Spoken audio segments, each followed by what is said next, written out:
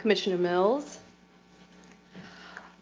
Commissioners, Mayor Dyer, Clint, good afternoon. It is September 12th, 2023, and we are having our safety moment for the Commission meeting today. We're located at 100 West Anderson Street in the Commission chambers on the 7th floor. The emergency exits, you have 3 doorways. We have one to the front, one here in the center, and one to the rear of the room. We can exit at either doorway.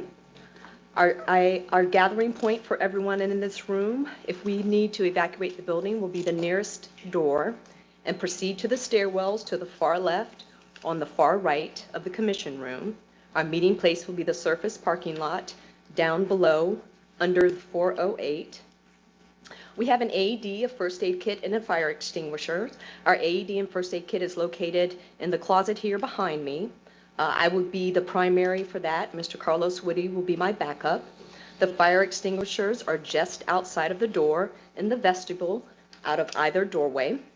Our 911 primary will be Orlando Alan Castro, and I will back him up for that in case we need to call 911. I will be the CPR primary, and as well, Carlos will be my backup for that. The security team will assist us if we have to direct anyone out of the building, and emergency responders up to the 7th floor if need be. Thank you for your time and for this safety briefing. Thank you.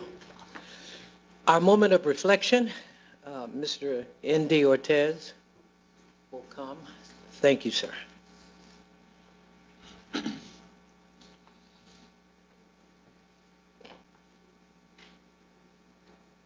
Good afternoon, Commissioner Mills, Commissioners, Mayor Dyer, Clint. September is often associated with the fall activities, apple picking, and back to school season for some of the areas of the country. But it's also a month full of meaningful holidays and observances that make for a packed calendar. September is certainly better known for Labor Day celebration. Labor Day was declared a national holiday in 1894 and is observed on the first Monday of September.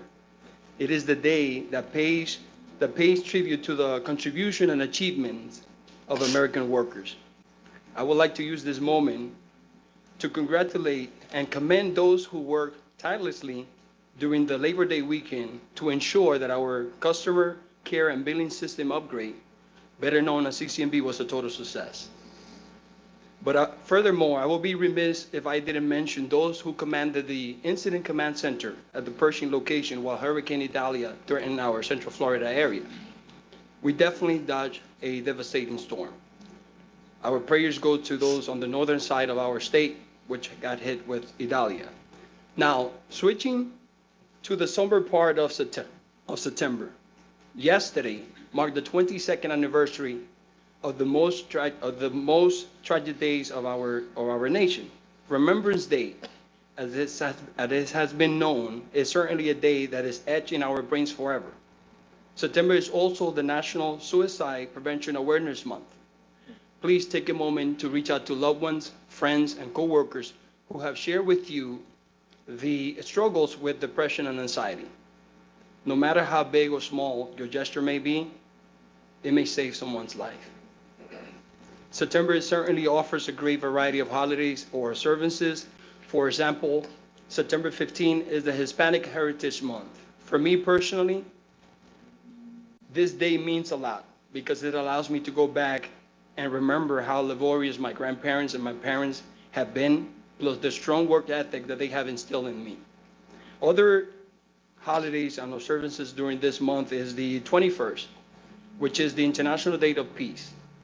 Also, just going back a little bit in history, on September 8th of 1883, the Northern Pacific Railroad across the United States was completed.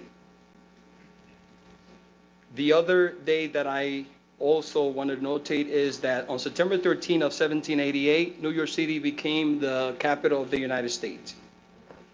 Going back to Labor Day, I want to take this opportunity to thank OUC because it has offered work to a great number of individuals for 100 years. Employees such as myself have been able to enjoy working for such an established institution. In closing, As we reflect on those days that have gone by and those that are coming ahead, we want to also reflect on the agenda before us today, as well as the guidance for a productive meeting. Thank you. Thank you. Thank you. Very insightful. Thank you so much.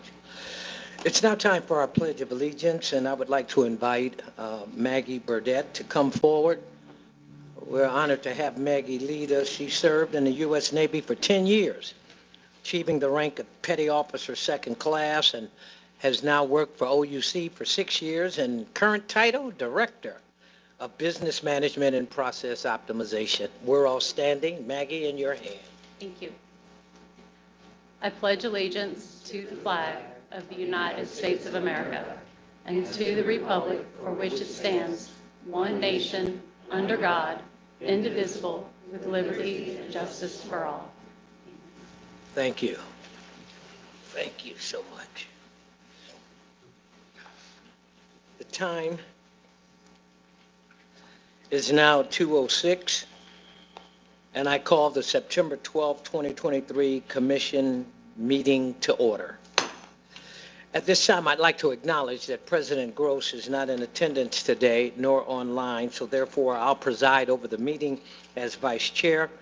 And I'd like to acknowledge the fact for the record that we do have a full quorum present this afternoon, and therefore we're able to execute all Commission business. Our next item on the agenda is a consideration of the August 8th, 2023 Commission meeting minutes.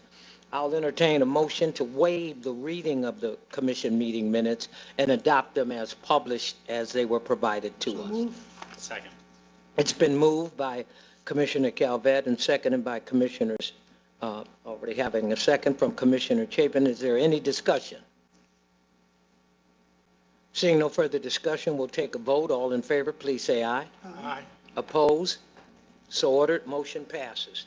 One of the few times in a Commission meeting that we do not have any service awards this month, but we do have some outstanding community recognition awards. So I'm going to ask Ms. Thompson, would you come forward and present that first community recognition? Good afternoon, Commissioner Mills, Commissioners, Mayor Dyer, Clint. It's truly an honor to be a part of an organization that places a priority on employees' health and well-being. I have some exciting news to share that acknowledges OUC's accomplishments and outstanding achievements of their health and wellness programs today.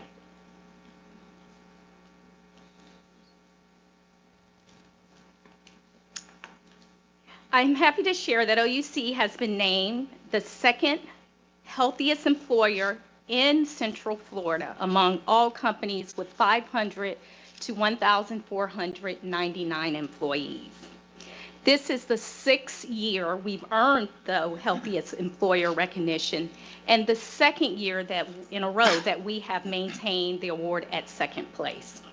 Historically, we have consistently placed in the top 5 companies in Central Florida.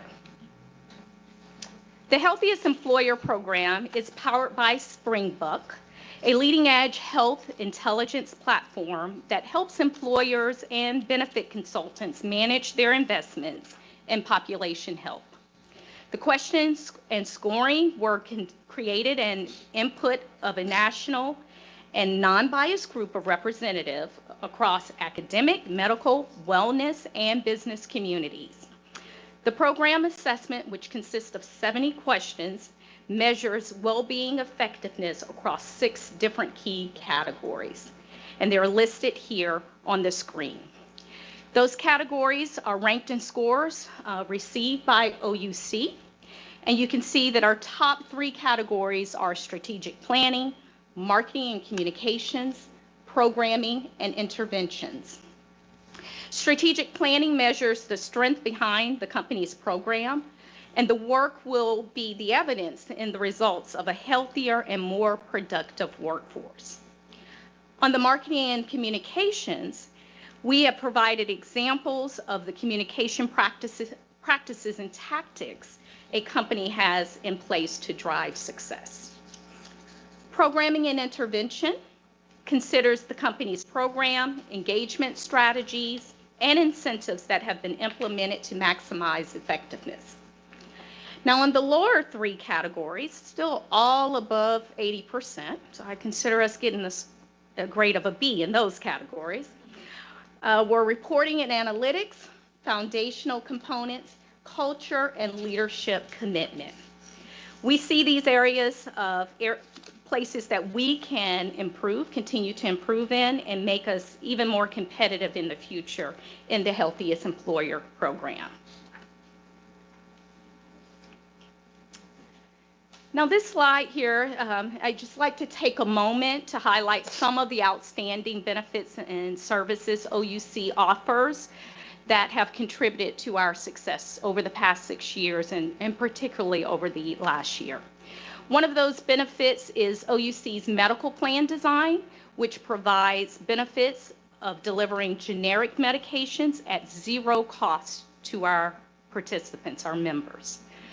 Another is OUC Paid Parental Leave, which is the company's newest benefit and offers employees up to 8 weeks of paid leave to assist and support new parents with balancing work and family commitments. I truly believe OUC's well-being program is special because it allows employees to participate in initiatives just beyond just education.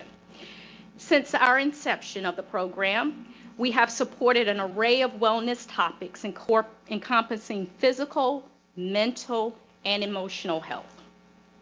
The Wellbeing Program supports our #1 company value of Make Safety First, which takes safety beyond the physical and focuses on the well-being of the whole person, including financial well-being.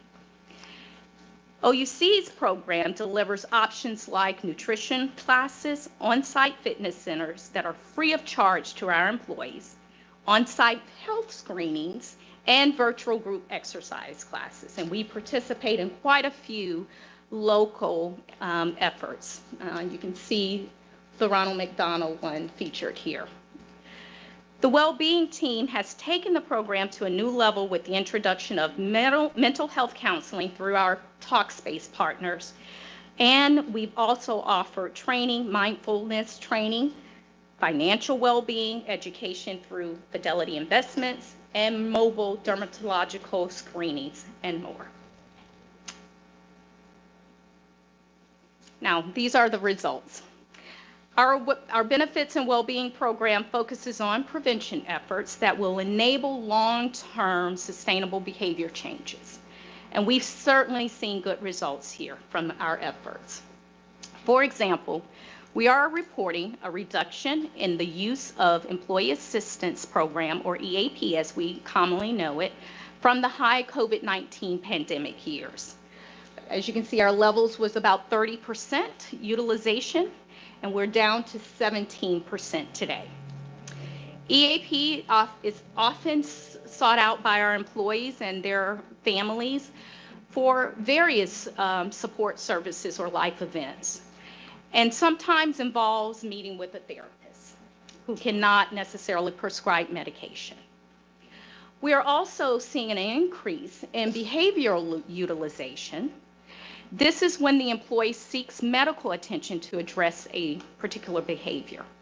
And we see this as a positive step beyond EAP, as it is seen as the employee or our member is taking greater ownership of their health and seeking the preventive medical attention that they need. These two changes are what an employer wants to see happening with our healthcare programs.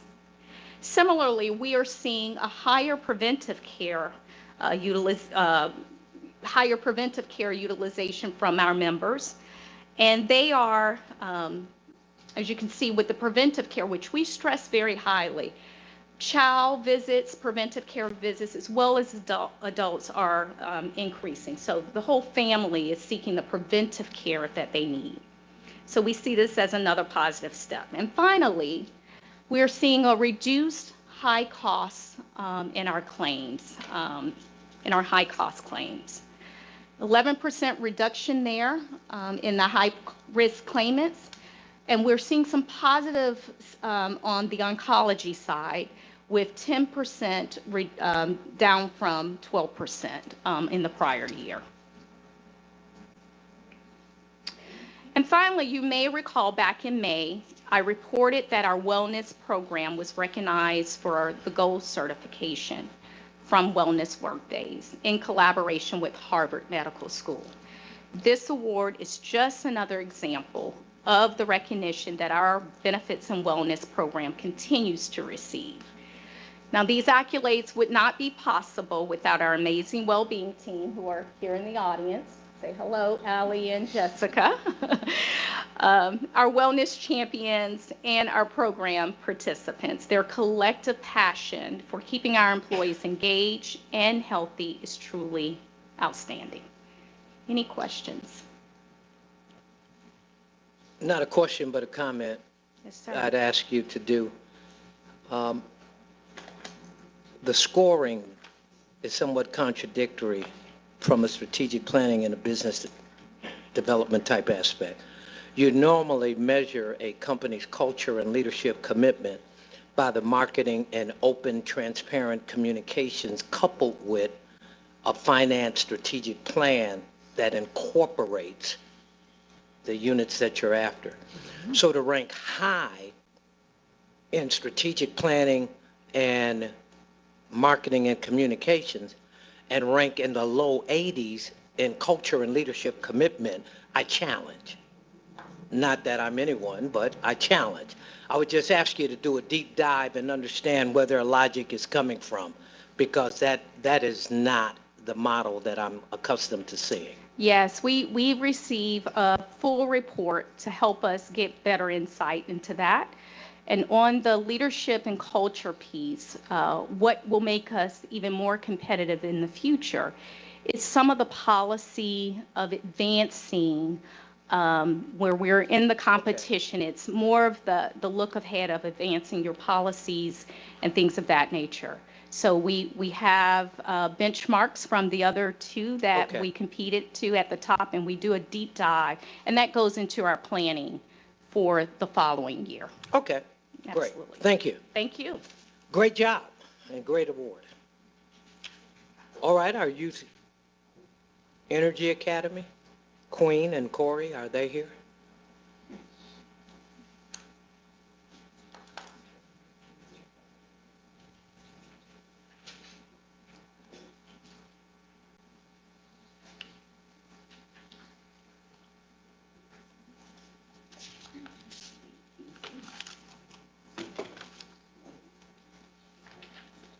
Okay. Good afternoon, Commissioner Mills, Commissioners, Mayor Dyer, and Clint.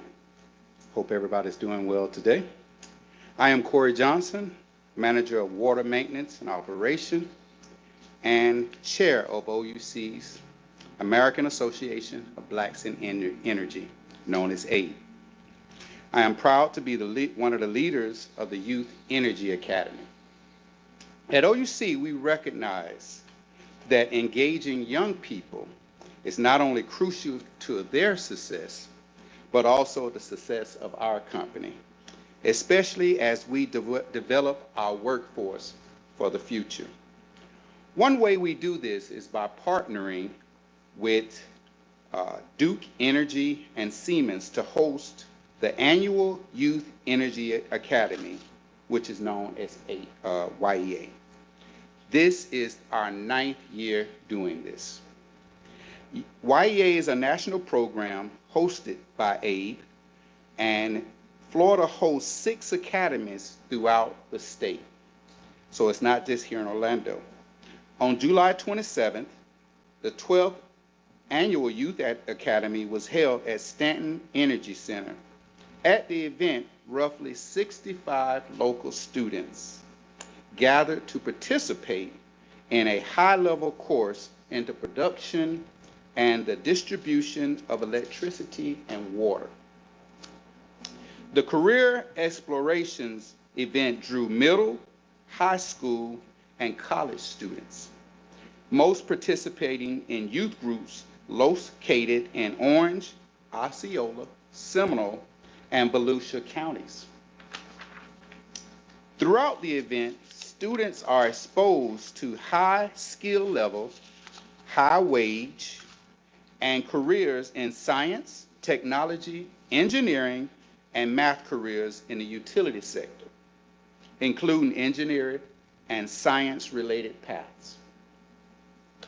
The event acts as a bridge from the classroom to careers by inspiring young minority students to study STEM-related courses in preparation to seek good-paying jobs in our industry. As you know, careers in the utility field are wide-ranging, from line technicians, customer service reps, to opportunities in legal, electrification, energy, water production, and environmental conservation, just to name a few.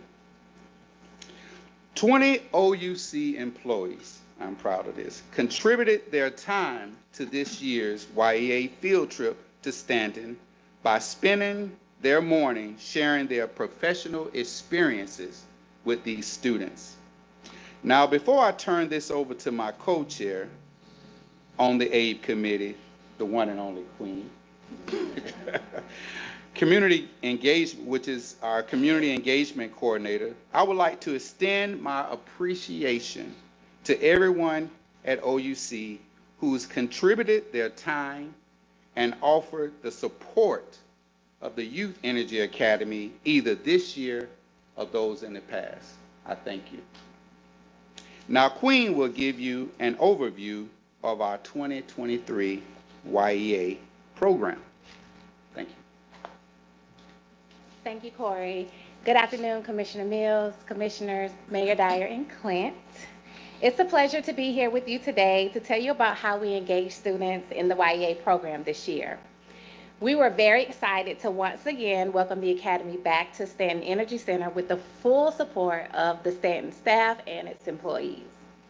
Now, this year, we actually had the opportunity to expand our subject matter expert presentations to include electric distribution and our fleet departments. Now, again, we also had an opportunity to engage with one of our newest community partners, which is BAM Orlando.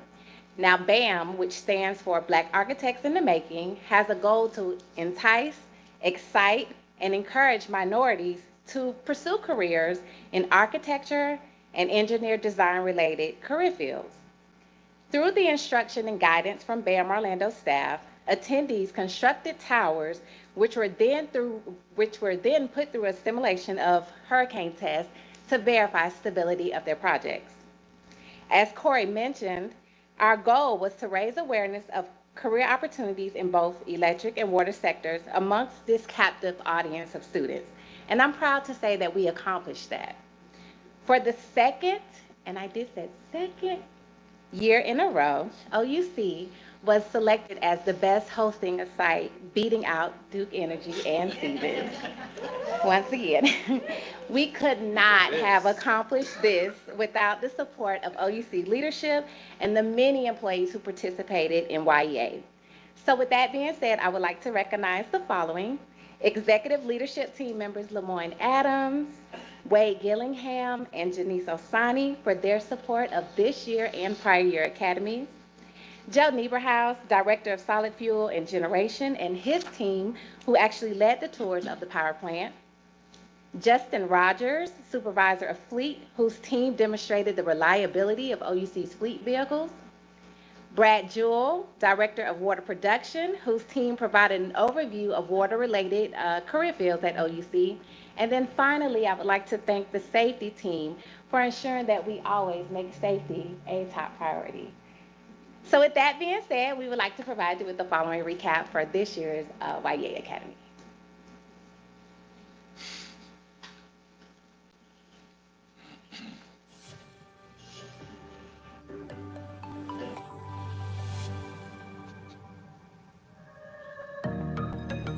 A lot of these young people are from our inner city.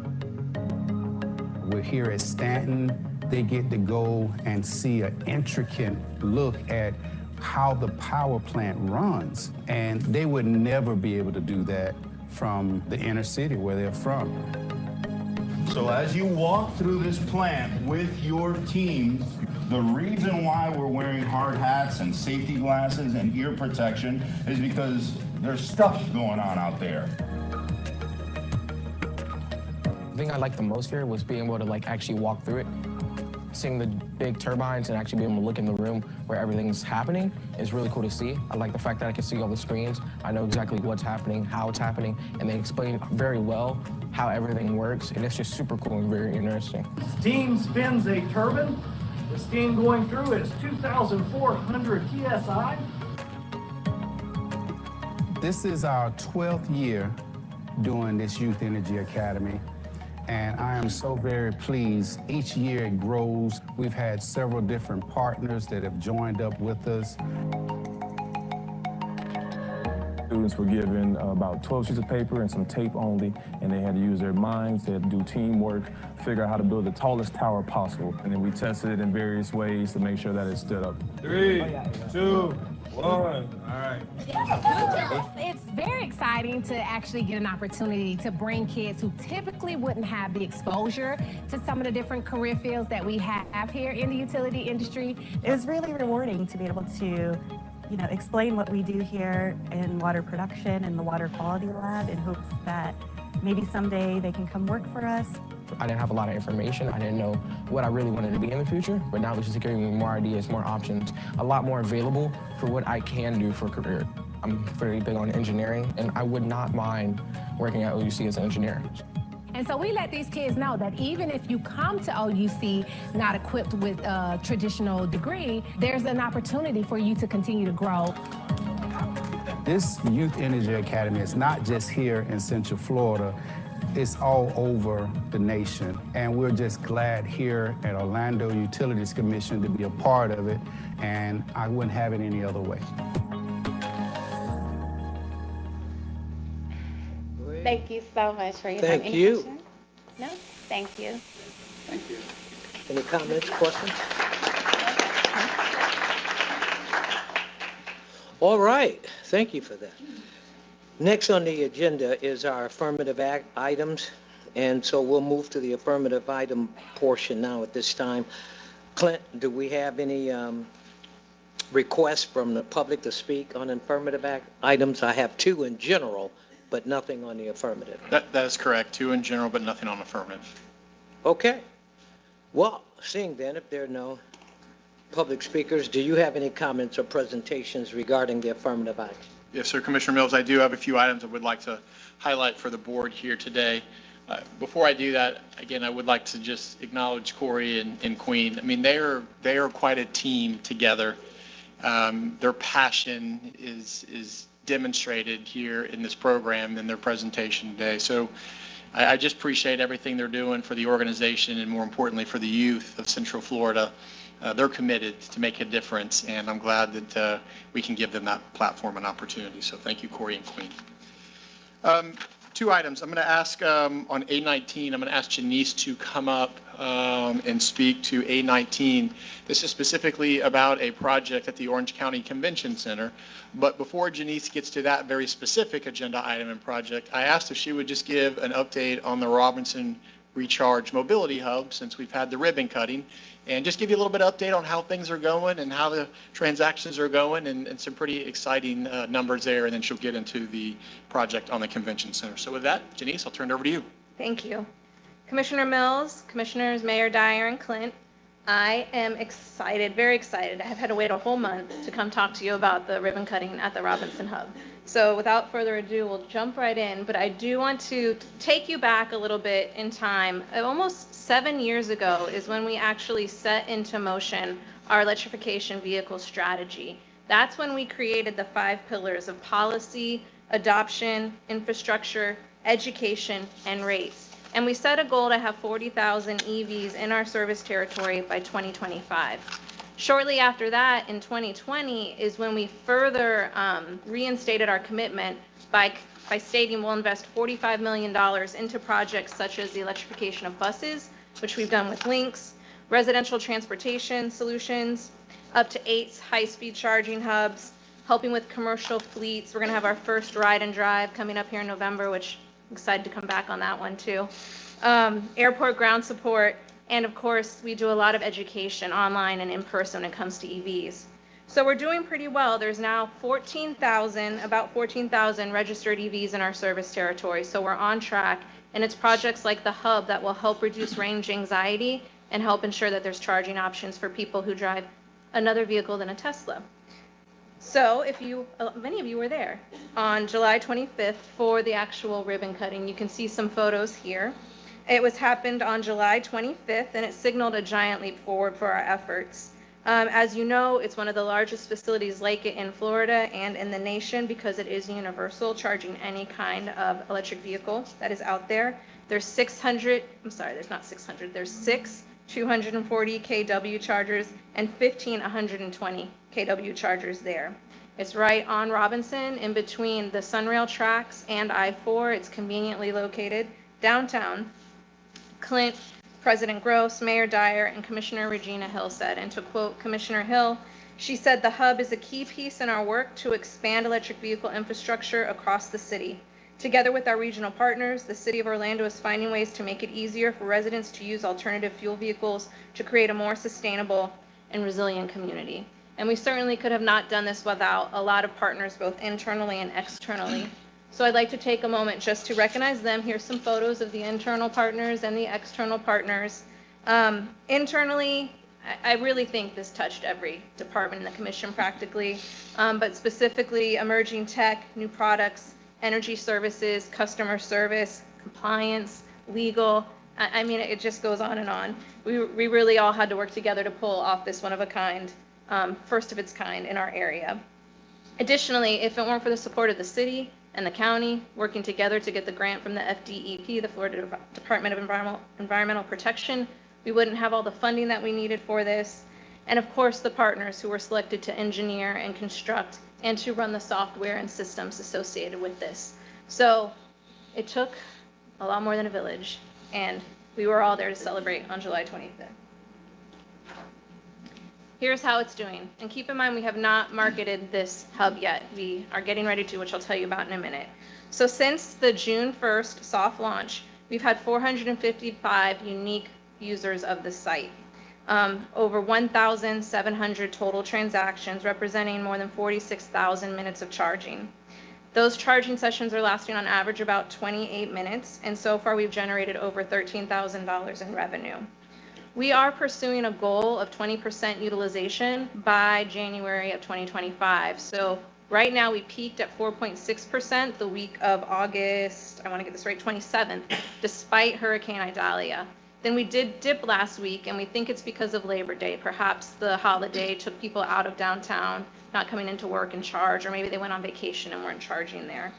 So we will market the hub to get it up to that 20%. Some other interesting facts for you is that we have 8 drivers who have utilized the hub more than 20 times. In fact, we have one, the top driver, who's used the hub 47 times. So we are keeping track of different metrics like number of users, transaction time, downtime, etc. We're also working with rental car companies and encouraging them to come charge their cars here at this hub while the airport is working on their charging hubs. We're getting positive response. This is all within the Nova Charge app that we're seeing. I'll just read a couple to you. I have to say, I love how Orlando is finally expanding charging for its downtown Orlando residents. Bravo. Love this station. Cheaper than the supercharger and have complimentary Tesla adapters. So we are getting great feedback in the app. It's still relatively quiet, so there's lots of space for people to use, but that will soon change as we are kicking off marketing as of yesterday. So, as I mentioned, there's the in-app promotion. We're on PlugShare, Charge Hub, the NREL app, the DOE, Alternatives Fuel Database, and other finding apps. However, just keep in mind that payments only occur through the Nova Charge ChargeUp app. They are our partner on this project. We're doing 3 billboards for a trial run of 6 weeks. 1 will be on 50 and 2 will be on I-4, directing people on which exit to take for the hub and pointing people down to Robinson Street from 50. We'll also do targeted marketing to the multi-unit dwelling property managers within the 5-mile radius, as well as business owners around that hub itself within a 5-mile radius. The Orange County courthouse is within that range. So we're excited to somehow get in front of the people who might be coming there every day in an EV. We'll also target anybody who's ever applied for an OUC electric vehicle rebate, ensure that they know that we have this hub. And we'll be working with our partners, the electrified dealers, the people who promote our incentive and our ride and drive, as well as all of the rental car companies, having them encourage the people who are renting EVs to use this hub. So this will all kick off. We're going to monitor how we're doing over the next 6 weeks and then change up the marketing. But for this alone, we will get over 2.5 million impressions in advertising and marketing. We do want to tell you a little bit about how we'll maintain a reliable customer experience. Customers will use the ChargeUp app to report any issues with the charging equipment, and OUC contact information is also listed on all the charging stations, and you can see highlights of that there. We have a QR code, we have the phone number. If they call the number, it goes into OUC's dispatch center, and they will triage the calls. If it's some kind of emergency or like an accident, something we need to ensure is safe, an OUC Trouble Tech will go out for a make safe call. But primarily, it will be our energy services team in the operations area who will go out to respond and triage any equipment issues. If it is something our own team can't solve, we have partnerships with Power Electronics, who is in agreement to be on site within 24 hours, and with Nova Charge for the actual app, who is committed to fixing issues within 4 to 6 hours. So now, on to the next hub, which actually came before you back in May of 2022. You approved the Orange County Convention Center hub for about $997,000. Today, specifically, I'm here to give you an update and ask for approval on our construction partner. As a reminder, this will be a 6-port charging hub installed at the north side of the Orange County Convention Center. OUC and Orange County have executed a site license agreement for 10 years to use this site. It'll be located in a public parking lot just outside of the ticketed closed parking lot at the convention center. We'll be installing the 3 dual ports, and they will deliver a maximum of 240 kW. We are also building the site for future expansion, where if we needed to add 2 additional stations, we will, which will have 2 ports each. So for a total of 10 ports on this site.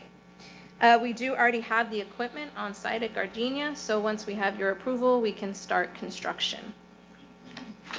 Here is what the site looks like. This is an aerial of the convention center.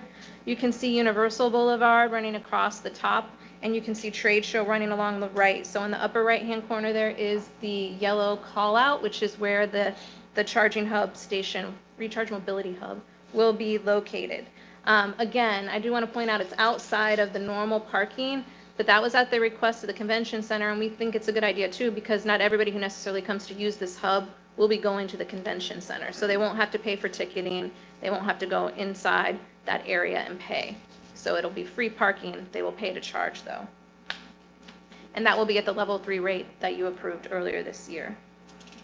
Again, the total project cost is $997,050. We will be reimbursed $266,850, which is 75% of the equipment cost from the FDEP's Volkswagen Settlement Fund. Arioko Construction was selected after an RFP.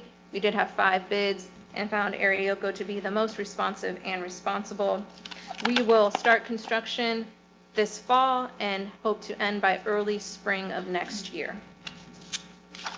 So Commissioners, I'm asking your approval of a purchase order to Arioko Energy Solutions for the construction and equipment installation at the Orange County Convention Center in the amount of $481,320.14. Do you have any questions for me on Robinson Hub or the Orange County Convention Center Hub? No? Thank you. Thank you. Very explicit and well done. Thanks. Thank you, Janice. I do have one more item I'd like to highlight for the commission here today, and that's item A23. I'd like Carlos Woody to come up and just give an overview on the subject of workplace violence prevention, talk about some programs that we've already participated in, and talk about some new programs that we're going to participate, as well as a renewal and certification of our program. So Carlos? Just a minute. This is not working. Okay, thank you. Good afternoon, Commissioner Mills, Commissioners, Thank you. Mayor Dye and Clint. Today I'll be speaking to you about agenda item A23 on OUC's Workplace Violence Prevention and Intervention Program. Before I get into my presentation, I just want to give us a working definition of what workplace violence is so that we'll all be on the same page. And this definition comes from OSHA. OSHA defines workplace violence as any act that hurts or threatens a person with physical violence, verbal abuse, intimidation, harassment, and other disruptive or harmful behavior during work or occurring at one's workplace.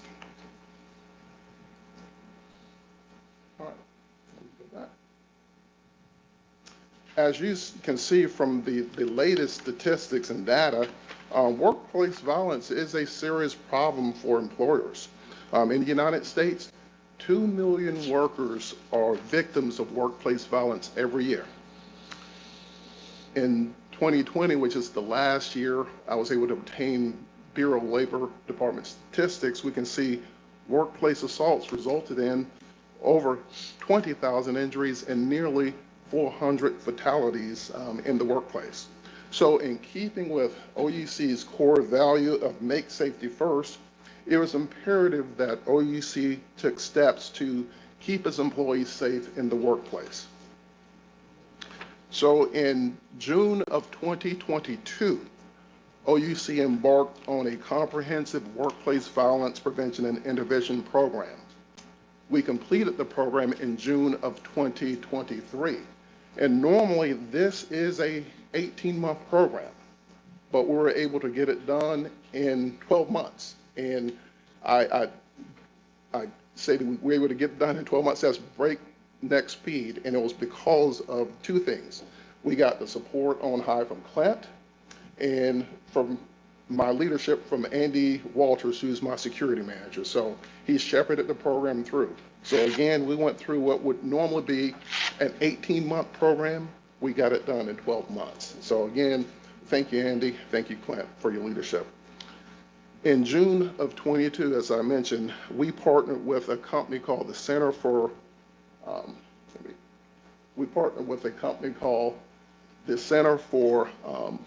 Personal Protection and Safety. I like to refer to them as CPPS because that's a tongue twister. But CPPS is the leading developer of workplace violence and active assailant training in the United States. Their program is the only one that's built on OSHA standards and ACES standards. So they're nationally recognized as the leaders in the industry. And CPPS has trained over 50 million individuals worldwide. They've worked with over 4,500 organizations, including the FBI. So the FBI mandate that their agents go through workplace violence training and active assailant training from CPPI. CPPI's approach is a rather holistic approach, and it's a 5-tiered approach. So over the last 12 months, OUC had to complete all tiers. So we underwent this 5-tier program. The first tier, CPPS will come in and they'll do an assessment of your organization. They'll do surveys and interviews with key employees. They'll do a threat assessment, gap analysis. They'll review your current plans, policies, and protocols and to see if they are consistent with OSHA standards. So that's what they had to do. Our plans and protocols were pretty much non-existent. So they helped us build from ground up all our plans, policies, and protocols. So we're able to get that done in Tier 1. Tier 2 is awareness training for all employees. And today, I'm proud to report that all 1,200 or so employees of OUC has completed that training. CPPS normally only requires 75% of your employees. We got 100% participation again through to Clint and Andy's leadership, so I thank you. Tier 3 is training for managers. In Tier 4 is the threat management team, and I'm going to stop here and go into a little bit more detail on this. This is what differentiates CPPS from all the other vendors. They have what we call a threat management team. So how many times have you seen in the aftermath of an active assailant situation where individuals say, yeah, that perpetrator, he was acting weird the last 3 or 4 days or the last week, and they never done anything about it. So with this threat management team, all internal threats, all external threats are vetted through the threat management team. And we will take some kind of intervention. It may be getting the employee help through the employee assistance program, or it may require law enforcement intervention. But no threats will go left unmitigated. And so that's the one thing that is usually missing from these types of programs. And then Tier 5 is the executive leadership training. Again, all executives in OUC have gone through that. So as a result of going through this exhaustive 5-tier program with CPPS, OUC received what is called the Safe Workplace designation. And I'm proud to say that OUC is the first electric utility provider in the United States to receive that designation. CPPS has many electric utility and water utility customers, but they have not undergone this exhaustive program. We have used them for probably 10 or 12 years where we just did compartmental training. Now we decided it was imperative that we go through the full-fledged 5-tier training. And so we are the first electric utility provider in the nation to have completed that training. And today, in this agenda item, we're seeking funding so that we can continue with CPS in order for them to do an annual review of our program and also to become recertified. We're also asking for CPPS to develop a new e-learning course for field technicians on responding to threats from the public. As you're aware, Commissioners, in February, we had 2 of our water personnel assaulted and robbed at gunpoint. So this training was a direct result of that. In CPPS, they built a training module for FP&L that they're going to come in and customize and build one for us just like it for their field personnel. And also, we're also seeking, again, funding for us to be able to continue to get threat management training and also to have real-time support in the event we get into a serious situation and we need expert counseling. So they'll be available 24/7 for us to be able to contact their threat management team personnel. So, Commissioners, what I'm asking for today is your approval of change order number 1 to CPPS's purchase order in the amount of $109,000 so that we can continue on with our workplace violence initiative. Any questions?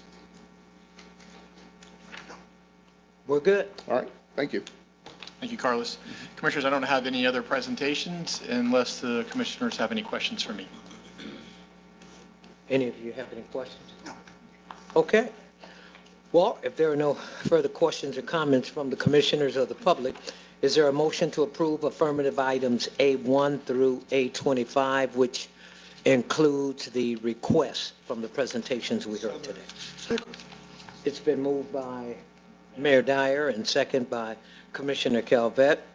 Do we have any discussion on the motion? All in favor, please say aye. Aye. Opposed? Motion passes. All right. This is, again, one of those rare opportunities where we have no new business. So we're going to move right on to the next agenda item, which is the presentations. And I would expect you all to let Commissioner Gross know that Commissioner Mills really expedited this meeting. So, Asking for a raise? yeah, can I get a raise? All right. Presentations. Our first presentation. Mindy, will you come forward, please?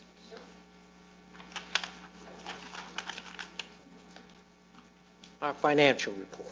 Yes.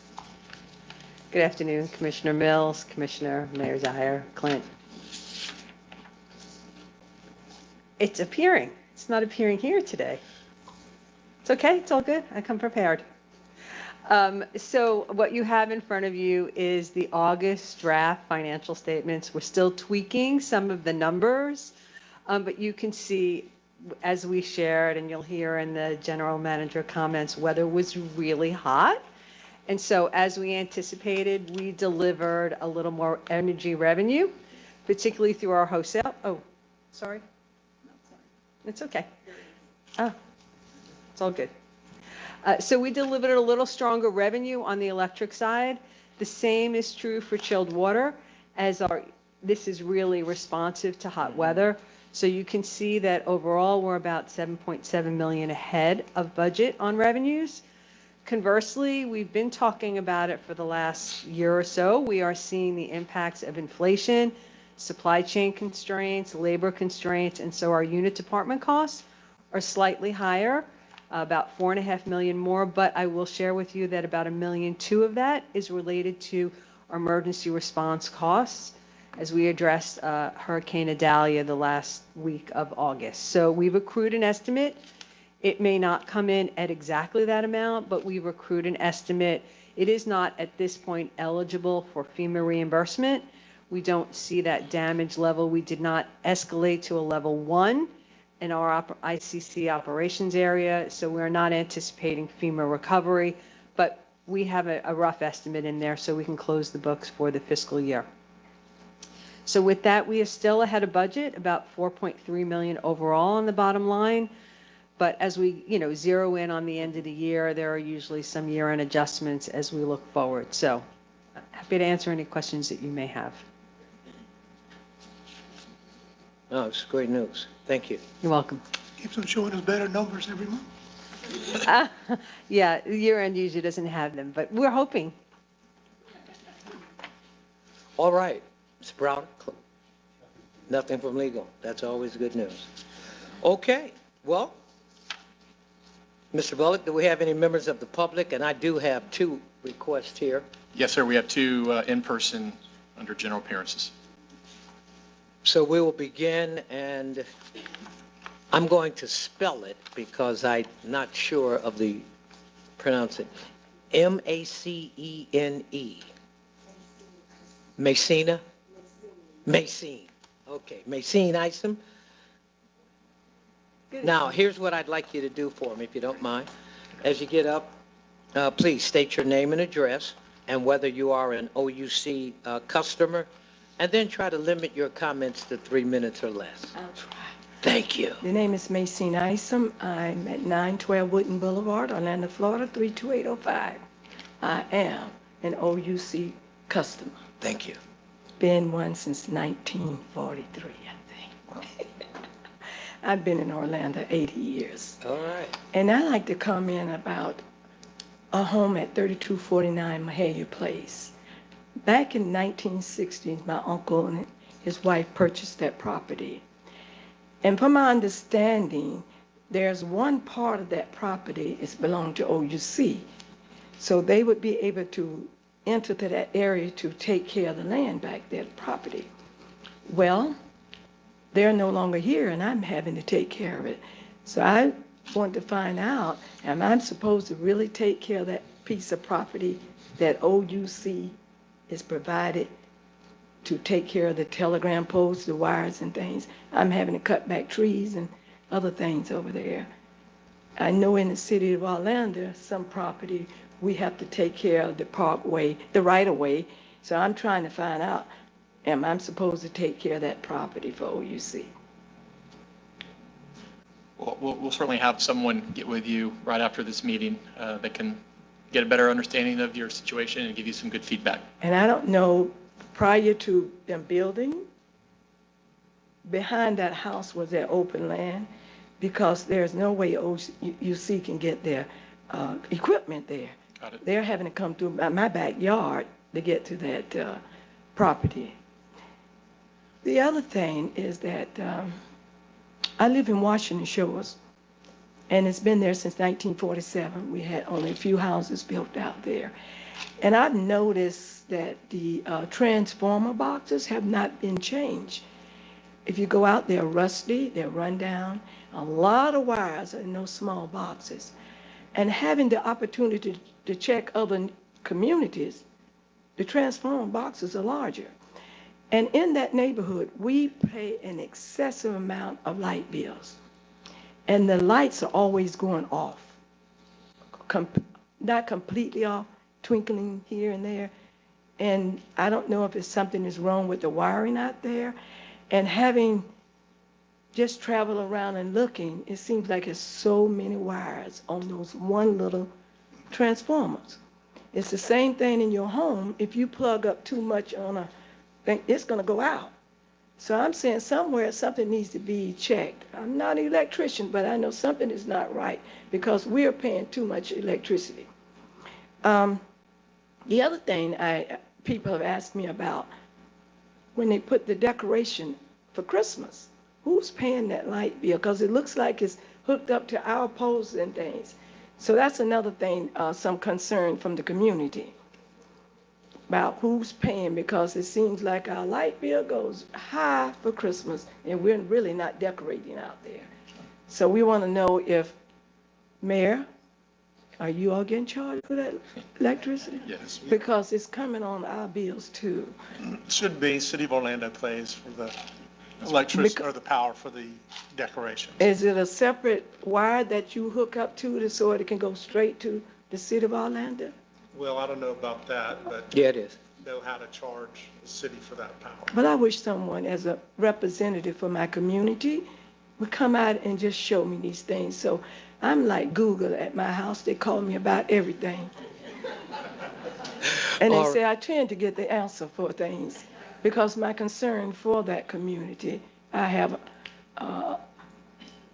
dear concern about what's going on in Washington Shores. And to let people know we are only one little group. Everything out there is not Washington Shores. We are divided in divisions, homeowners, associations. And I like to know. The other thing I like to say is a compliment. And you're going to have to wrap it up. I must compliment OUC on the project that they had last year. Oh, well, you can take your time. Thank you. That you have a program that many of us were a part of. You came out and you evaluated homes. You put air conditions. You put brand new toilets in for seniors. You sealed all the windows. You put installations that needed to be. And I was one of the recipients of it. And I want to thank you and hope you still have that program. And please notify me because we have others that need it, especially our seniors. Thank you. Thank you. And please don't leave. Someone is going to get with you before you leave here to get all the information. Thank you so much. All right, next we have another speaker for today, Cynthia Harris. Would you come forward, please?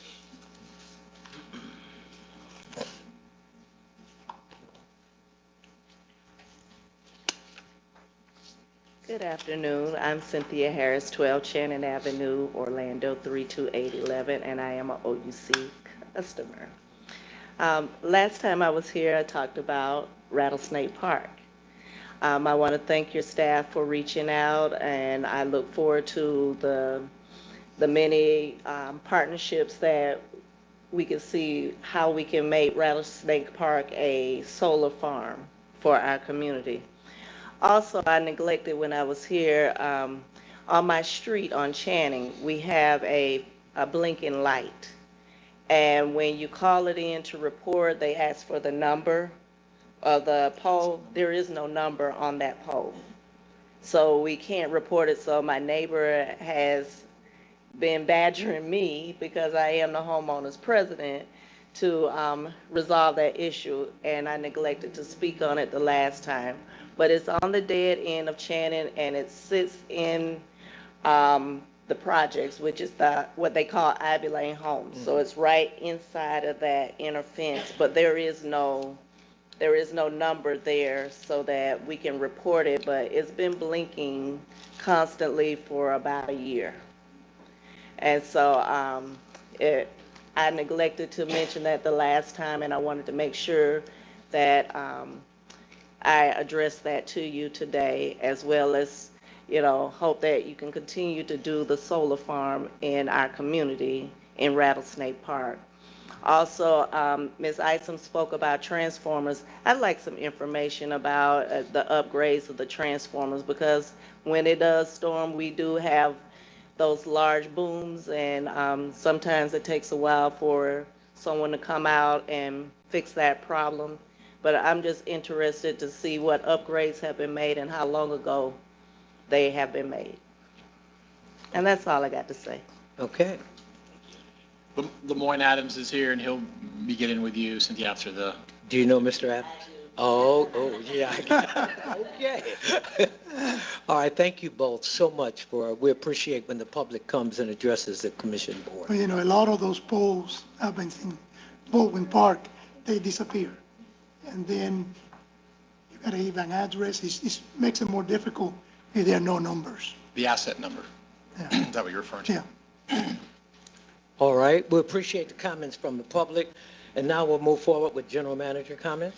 Before we move to general managers, while we're still on general appearances, Commissioners, I want to inform you that we did receive one customer inquiry to the public comments email regarding PFAS, which you've been provided some information. We will respond to the customer and forward that response to each of you, as is our normal practice. We will continue to monitor EPA proceedings regarding whether or not PFAS will become a regulated substance, and if so, what the required levels of the testing and testing protocols will be. We will also continue to keep each of you informed as we move forward. Okay, thank you. Thank you. Yes, Commissioner Mills, from a general manager's comments, I do have a couple items I would like to highlight for the board here today. The first one's going to be a bit of a tag team. We're going to have Attila and Luz, and we're going to talk about, take you back a few weeks in August, and talk about the peak loads. We know it was extremely hot here in Orlando, and we wanted to give you a bit of an update and assessment of how the systems performed, generation, transmission, distribution on the electric side, and really just kind of talk about these extremes, and this is how we design our systems: extreme heat, extreme cold, and we have to make sure we are there to meet our customers' needs because they're expecting us to perform. So Attila's going to give you a bit of an update. We did hit some new peaks, and that's why we thought it was important to also have Luz come up and give a bit of an update, because perhaps with hitting new peaks, we will have some high bills. And we want to just make sure the commissioners are aware of the tools and the policies and procedures we have in place, more importantly, the programs that we have in place, and how Luz and her team will be handling our customers and trying to assist them during these times. So with that, Till, I'll turn it over to you, and then Luz will be following you. Thank you, Clint. Commissioner Mills, Commissioners, Mayor Dyer, and Clint, thank you for the opportunity to present today. I'm pleased to be here and talk about OUC electric system performance during record-breaking August. In our industry and in our individual careers as utility employees, there's a few significant moments that stand out from the rest. The two most significant items that we spend a disproportionate amount of time thinking about is storms and system peaks. And as we prepare for these events, we use all of our experience, all of our knowledge, and all of our previous data points to do everything that we can to ensure that we fare well in these events. I could compare them to them being the utility main event, the utility Super Bowls. But unlike Super Bowls, they are not regularly scheduled in every February. They can occur at any time of the year, and we have to be prepared for that. These unique moments define how we think about our grid, how we think about our utility, and our part within that. What are our perceptions? What are our results? We use these moments to test our assumptions, our planning methodology, our investments that we have made in the system, and the results that we achieve. It also reflects on our workforce and our workforce's ability to predict system performance, predict things that are externalities that we can't control, and deliver great results for our customers. So our agenda for today is to review the system peak, provide a brief overview of power generation, transmission systems, distribution systems, and our employees that had to work through this heat event. And my colleague Luz Aviles, Vice President of Customer Service and Customer Experience and Sales, will touch on what we're also doing to insulate our customers from a record-setting month in August. So the current system peak has stood since June 24th, 2019. The prior system peak for Orlando was 1,285 megawatts. The new system peak was achieved on August 8th and then eclipsed again on August 9th. It's a little bit unusual for an electric utility to set a system peak on a Monday. Typically, they're set Tuesday through Friday, so very, very unique situation. Our typical summer peaks range between 1,150 and 1,250 megawatts, so you can see quite the jump from 1,250 to 1,349. During the week of August 7th through the 11th, we had 1,300 plus megawatt system peaks each day. This was driven by a series of hot days and relatively high humidity.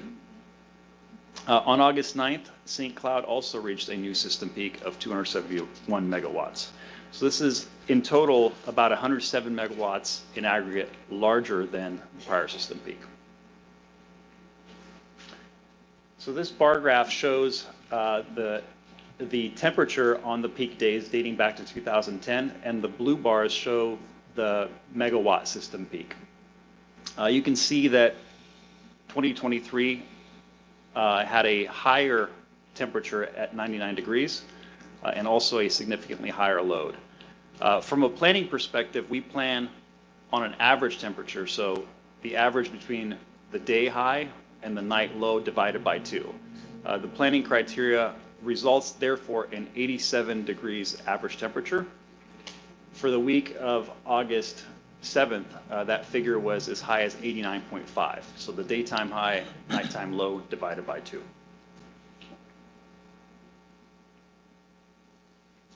Our planning criteria on the power generation side is 1,975 megawatts, or giving us a reserve margin of 22%. Our available capacity was slightly below the 1975 at 1964. Now, all generating units were online and available. This includes Stanton 1, Stanton 2, Stanton A, Stanton B, Indian River C, Indian River D, and also our solar plants. The performance of the generation is slightly degraded at extremely high temperatures. The loss in reserve margin from 316 to 207 is not driven by any unscheduled power generation outages. It is driven by the fact that load was significantly higher than most planned. So our reserve margin was 14%. There were other entities in the state with reserve margins in the single digits during this event. If you look at an ideal solar generation day on the bottom right, you'll see it a line that is kind of like a dome. This is not typical in Florida. This is more typical in Arizona and California. But I'm pleased to say that our solar generation assets performed well during the heat wave. The yellow line on the left graph shows solar generation coming online in the morning, peaking at noon, and then as cloud cover entered, there was some variance, but it performed better than average. There was a lack of precipitation during the first week of August, and this led to more solar generation, which helped our reserve capacity. So, great data point. The two major solar systems that were online were not online in the prior system peak in 2019. From a system planning perspective, one of the terms that we use internally is net load, which is total load minus, we look at total load, which is the blue line, and then we look at solar generation. And net load, which has to be serviced by the thermal plants, is the aqua or teal line in the middle. So one of the interesting dynamics is solar generation begins to fall off at roughly 5 p.m., which results in net load going up because air conditioners and systems are still working. So the actual spike in total net load occurs in the latter part of the day. Our grid operators were able to manage this. This is a new data point for OUC to consider as we move through our resource planning and make additional investments in solar and in our system. Moving on to the transmission system. All transmission systems were online and available during the week of August 7th. We did enter restricted maintenance operations due to high load. This means basically no touch for maintenance on the transmission system. And we evaluated prior system upgrades and existing expansion projects to the new data points to make sure that we're making the right investments. I'm pleased to say that the transmission planners nailed it. They identified the areas of concern in our system. There's already investments that have been approved by the Commission, such as the Taft Convention Center 230 kV reconductor, which doubles the capacity on the line. And we've also been talking about the Stanton to Lake Highland, also known as the Downtown 30 project within these meetings. So wonderful results there. Our system continues to have significant east to west flow, and that's what the transmission planners are solving for, to make sure that we can get all the power from the power plants to the distribution and transmission substations. Now on the distribution side, we have extremely high loads on the distribution system as well, but all within planning parameters. During the week of August 7th, 21 distribution transformers failed, which at first seems concerning, but the OUC system has over 44,000 distribution transformers, so a small fraction of 1%. Our distribution reliability met reliability targets in August. As a point of interest, distribution reliability in August exceeded our planned limits, and this was driven, although there was outages related with the 21 transformers, there wasn't lighting and there wasn't storm events, so we fared better than we typically would expect to in the month of August. Now, a big part of getting through the week is getting our employees through the week. The employees that are responding to any situation in the power plants, responding to situations on the distribution grid. They're wearing FR clothing, they're wearing heavy PPE, and we're very concerned of them surviving and avoiding dehydration in a multi-day event. Dehydration is cumulative, and in the past we have had a few heat-related concerns with our employees. We focused on heat prevention and illness training ahead of the event. We emphasized the need to stay hydrated. We supported our employees in slowing down and taking breaks, using shade structures, even getting in the cab of the trucks and using AC when needed. We also encourage them to be alert and look for signs of heat illness in themselves and in their coworkers.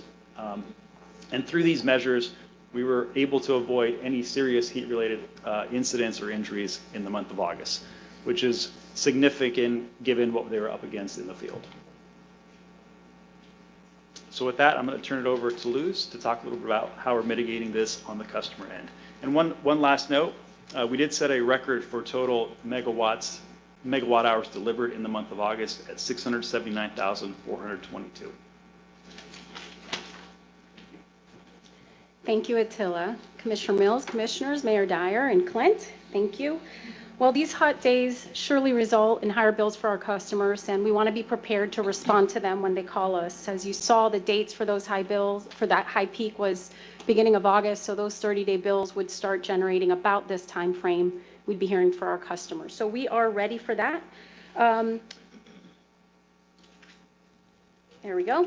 We start by making sure we provide information that customers can use, and we do that through many different channels, making sure we hit the ways that customers are going to access the information and, more importantly, use it in order to lower their usage. This includes ways through outreach such as OUC.com, our blog, multiple emails, newsletters, on-bill messages, certainly also our contact center agents, when they call in, have access to all this collateral and they can talk through it with our customers as well.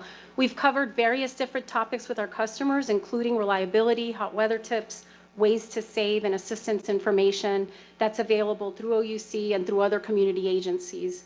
And we also leverage our media to make sure we're delivering information in both English and in Spanish to our customers to make sure they're informed on, again, ways to save on their bills. We leverage paid marketing as well. As you can see, the campaign we ran most recently was Beat the Heat, with information and tips on how to lower your bill. The channels we used digital news sites, and we had over 1.5 million impressions on these channels. Through our OUC 100 campaign, we're pushing out Here to Help as a way to help our customers understand on efficiency programs that are available to them, and again, community partnerships that are out there to help them financially on their bills. We're expecting over 6 million impressions on this. This campaign has been running since July 15, and it's currently running now. Again, most importantly, and what we're really trying to drive to our customers is there is ways to save on energy and water. And so we will certainly leverage education, conservation education, and pushing out rebate information. So if customers have to make efficiency improvements to their home or to their business, they'll know they have tools and resources available from OUC to help offset some of those costs through our rebate programs. The usage dashboard, they can log in through My OUC and see near real-time meter data information so they can make decisions now on turning down their thermostat or perhaps watering less, different things that could be impacting their bill. Certainly our energy audits are available again to both residential and commercial customers. We send a conservation specialist to the home or the business for free, getting at those major appliances that impact the customer's home or business the most. And finally, Efficiency Delivered, which is a program that we're just so proud of. It provides the customer up to $2,500 in energy and water efficiency upgrades, and we pay 80% of those costs, and the customer can finance the difference on their bills up to 24 months with no interest on their account, on the remaining balance. Other assistance program available to our customers are budget billing as an example, where the customer can levelize the amount they pay every month, and then it trues up once a year for them. That's good for customers that are on fixed income. That helps them really know this is going to be my bill amount every month. Power Pass, we have over 18,000 customers on that program. We're just so, again, proud of that program. It's a customer prepaid program. They take charge, put funds in it as they have them available and as they need to provide energy to their home. Payment options, pay plans are available to our customers. We have payment arrangements that since COVID, we just made part of our regular business practice so they can speak to an agent and get the best option that's available to them. And Project Care, as you know, that is another program that OUC provides dollars for through our United Way partner. They administer those funds in the community. In August, we helped over 170 households, which is double the amount of households in August 2022. So larger number of customers are asking for financial assistance at an average of about $325. Customers can get up to $500 if they qualify for that amount, one-time financial assistance a year. We are looking at forecasting September and October to really try to anticipate what the needs are going to be from the community in order to make sure we're available to serve them. So with that, if there's any questions for me or Attila, we'd be happy to entertain them. No, thank you. Thank you. Great presentation. Second? I do have another one. Luz, don't go anywhere. So I've asked Luz just to give a brief update on the CCMB and MD&M technical upgrade that the teams worked through. So Luz will lead that presentation and represent several employees that went through an extensive exercise, but a great project and a great upgrade. So Luz? Thank you, Clint. And Andy, I want to appreciate him acknowledging the go live that happened in his presentation at the beginning of this commission meeting. This was a great project, commissioners. We came to the board back in January of 2022, and you approved this project to start. So we have delivered a successful go live on Labor Day weekend. I'm extremely proud of the efforts of our employees and of our partners coming together to deliver this. Today I'm going to cover a few things here. We'll talk about the systems that we upgraded, the objective of the project, the partners that work together, some leadership and governance elements for this project that were necessary, and certainly communication and change management, which were key in order for us to achieve our timeline. So starting with this, it's important that you guys understand what our critical systems are in our customer service organization. And it starts with our meter data management system. That is a system that collects all of our meter readings from our AMI network and brings it into our customer care and billing system, which is a system that we use to manage customer information, create account information, and ultimately be able to provide post payments and provide bills to customers. And so through these two systems coming together, we're able to do things like have a prepaid program, which uses consumption data in order for our customers to be able to have energy services, or we have self-service channels connected to these two devices. Customers can go in and make payments, start service, do things on their own at their own time, certainly using feeding information to our outage management system, field activity generation, or getting bills out the door data coming again from our meters through our billing system and out the door to our customers on an e-bill or a paper bill. These are the two key critical applications that we use on a daily basis to be able to provide service to our customers. So the purpose of this was a technical upgrade, and it was to bring us to a more current version while limiting changes to existing functionality. So it was really about getting us on the latest versions of the CCMB and MDM system and some critical back-end applications that support these two applications that you see listed here as well, Smart Grid down through the direct integration. These again this was again a technical upgrade, so it was bringing our systems up to current functionality to make sure we have the security updates we need, the support that we need on these applications, but it did not include functional upgrades, which are more about how you do business, how you use the system. So we made sure that how we did business today, or we did it yesterday, is how we're still doing it today with this application. That shortens the timeline of the project. All right. Partnering together was really critical, and this is what made this project so successful to me, was the people involved in this project. From the beginning to the very end, we had critical resources come together. It was teams of OUC, particularly our IT organization, our OUC business groups such as customer service and billing, and our payments team, field operations, meter services, all of those different businesses that use these applications, and Oracle, which is our primary vendor on this project. It included and impacted third-party vendors and external users, such as our payment providers, our banks, AMSCOTs.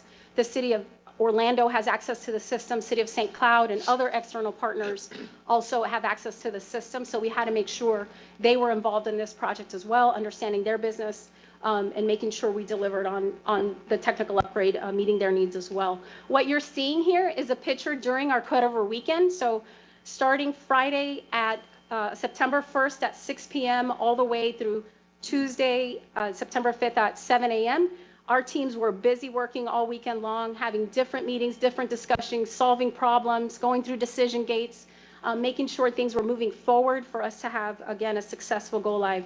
This included, for the key leadership of the project, 53 folks from our IT group, 69 business individuals, and Oracle had 19 representatives. So a total of 141 people over that cutover weekend working diligently to bring us a live system. The leadership and governance that this included had executive sponsors, which were Ken Zambito and myself. It also included an executive steering committee, which had other executives such as Janice and Lemoyne representing their business areas and their participation in the project. We had a cross-functional steering committee made up again of business individuals and IT coming together to make sure all the requirements and all the items that we had agreed to were getting fulfilled along the way of the project. The project managers were critical here. We had a project manager, 3 project managers leading this. One from our IT group, a business project manager, and an Oracle project manager, working together on a very complicated, integrated project plan with many, many, many project activities, dependencies. I mean, it was just incredible, the collaboration amongst these 3 to make sure we were all in line and doing what we were supposed to get this done. And then it also included, again, leads, different support people, subject matter experts, but ultimately there was about 500 users, all the way down to the end users, impacted by this technical upgrade. So again, just an incredible project for us. You know, Clint said this is like your hurricane, Luce, you know, like this is what you prepare and you practice, and this is when you have to deliver. So the team, again, did an amazing job in delivering on this. Communication and change management. So again, as you can imagine, we had many, many people to make sure had the latest information of what was happening, not just internally, but we had to make sure our external partners were also informed of key activities, key decisions, and timelines, and changes, and so forth. And our customers was a critical stakeholder in all this. We had to make sure they understand what was changing, and through our outage weekend, what was available to them, what options that we're going to have, how could they do business with us even while we were going through the cutover. So it was a lot of communication through a lot of different channels, and making sure we had elements of change management to make sure our teams, we were creating that awareness, creating motivation, and offering recognition along the way to get us through the finish line. And there's more to come on that recognition. We're certainly going to highlight and acknowledge our team in a little bit here in just a couple of weeks. And so the timeline here, and I'm not going to go through all of this because we already lived it, but what I do want to highlight for you is that it is complex timeline, so many critical activities that had to take place, starting from technical, testing, training, readiness. We had, in addition, in some of the elements that really you may not be able to appreciate so much here is we had different dress rehearsals we had to do. We had 3 different dress rehearsals where we had to go through all the activities as if we were cutting over to make sure people knew what they were doing, when they were doing it, how they were doing it. I mean, again, just coordinating a lot of different people through a lot of different phases to make sure we delivered go live. And I appreciated our trainers. One of her comments was, it really was a non-event for us on Tuesday morning at 7 a.m. Agents knew what to do. People could access the systems. They were able to conduct business. Our customers were not impacted by our go live over that weekend. So it was just great. The project did experience some challenges, as any major project does. We had some challenges with timeline or pricing changes or other things, but ultimately we delivered a product and a project that is working for us and is working for our customer and is truly foundational for us. So in summary, again, this upgrade brought us to the latest versions, to these 2 applications and the supporting back-end applications, and we're ready now to start planning and preparing for our next set of decisions around functional upgrades to be able to do and conduct business with our customers moving forward. So thank you for supporting us through this project, and happy to answer any questions if there are any. Just a comment. Go ahead, sir. When I joined in 2016, Linda was the president, and they were working on the conversion. So I remember the process to convert it from the old to the Oracle. That was quite a task. Yeah. All right. Yeah. Any other? Congratulations. Great job. Thank you. I have one more, Okay. if I can. And again, we talk about planning for peak load. We talk about this upgrade. I think both are demonstration of planning and preparation, right? And I think that's fundamental to what we do. And so I just want to give a brief update with the bookends being what we were dealing with mid-August with these peaks and high loads and maintaining reliability and resiliency, and the upgrade that happened over Labor Day weekend. There was another little event that was going on in between there, which was Hurricane Idalia. Now, around August 25th, we were starting to get prepared here in Orlando, still uncertain about the track and where it's going to go. Again, planning and preparation is key. And as the days continued to advance and as we made our way till that Wednesday of August 30th, we recognized that we were not going to be significantly hit. I think at our max number of customer outages, again, you cumulatively look at it, we had about 9,000 customers through those several hours of the weather that had experienced outages. But we recognized that Wednesday morning that we were in a position now to help others in the state of Florida. As these storms are approaching, you're never in a position generally to relieve your resources until you know. The worst thing that can happen to OUC is send resources north and realize the storm moved around and now the Orlando is impacted. But we knew Wednesday morning, based on the state of the system and the weather pattern, we could release, and we did. We put crews on the road that Wednesday heading north to help Tallahassee. They got the driving past them, they got the check-in, and they were able to help for 2 days, Thursday and Friday. Tallahassee at that point was receiving a variety of different resources. They pre-staged because the line was on them. They did the right thing there with pre-staging. But after a couple days, they were in a good spot. But there was another cooperative utility in the state of Florida, up near the Gainesville area, Tri-County, that also needed some help from OUC. And so the team spent several days there. So all in all, we were out doing mutual aid about 9 different days, 9 days in total, with 2 different municipal utilities. And we all know that fundamental thing of mutual aid is if you don't give, you're not going to receive. And we know how important that is. We know how important it is to receive, and we know how important it is as the second largest municipal in the state of Florida. We have a responsibility when we can to help others, and we did just that. So certainly proud of the team and the efforts that they did to, again, help Tallahassee and help Tri-County. So those are my closing comments and some items I wanted to share with the board. So thank you. Thank you so much, and thanks each and every one of you. We're going to prepare to close now by first asking if there are any commissioner comments, starting with our mayor. None today. Rod. I'm good. Good meeting. Thank you. I guess I got to say something. I know you do. That's why I saved you for last. I usually start, usually the first batter. No, but I always do, because like I said, these are, great meetings. I only have 2 left. And, the wellness is, so important because, I'm the financial guy. I look at the bottom line, and Mindy's happy because, healthy employees is, brings money.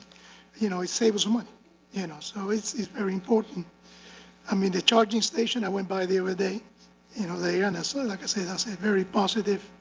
And, I was looking, I get all these car magazines, and seems to be, I was looking at all the 24 version of what's going to happen, and every, they're showing all the electric vehicles for 24. So it's more and more that even what I drive is going to come electric, and I don't know. But you won't be able to listen to the horses. But like I said, all the companies are really doing that. Even the very high-end companies are bringing those electric motors. And there was something very scary. And, we talked a little bit about this afternoon, but, the system peaks are just there. And I know that we're talking that the diamond in the rough, the Osceola gas, was able to be used, which is something extremely. Like I said, I call that diamond in the rough because that was incredible. Okay, and when all those 3 systems are ready to go, that's going to be incredible, And the Project CARE to assist people because of the issue with, the power, because it gets very hot out there. So the CCMB, the system update, and I sent something to Paula to congratulate the staff when I got my commissioner's update, because I know what a conversion is, and that is incredible. And I'm glad about the relief to Tallahassee and others, because like Clint said, if you want something back, you got to give it. But it's a great thing. I don't think people say it that way. I think they just appreciate the support. So again, another good meeting. Thank you.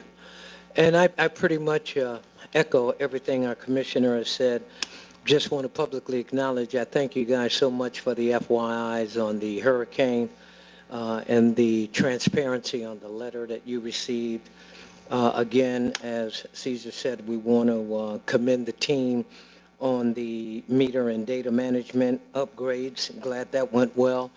Mindy, thank you for the budget, and that's always good news. And I really, really love that healthy is an award and safe workplace. In times like these with gun violence and things of that nature, and just violence, period, that's a great award to get. And so with that, it is now officially 3:34, and without objection, this meeting is adjourned. Thank you.